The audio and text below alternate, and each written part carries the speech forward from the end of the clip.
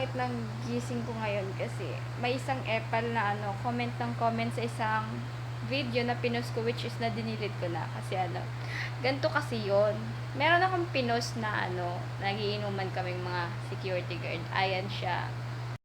Ayan yung mga pinagko-comment niya, 'di ba? Ang dami pa. Hindi lang 'yan, madami pa siyang kinoment sa page ko. Hindi ko na ni-screenshot at kasi ini-stalk niya talaga ako. Pati nga sa TikTok, hindi niya ako ini-stalk, 'di ba? Ayan. Ganun ka-desperada si Madam. Ganun ka-desperada si Ma'am Quinlen. Grabe, napakasilos. Natatawa ako kasi. Anong ikakasilos doon? Diyos ko. Pugi ba yung jowa mo? Kinikilig daw ako sa jowa niya.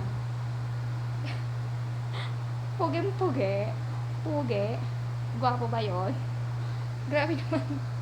Diyos ko, saka alam ko naman na may jowa ko and I know my limitation.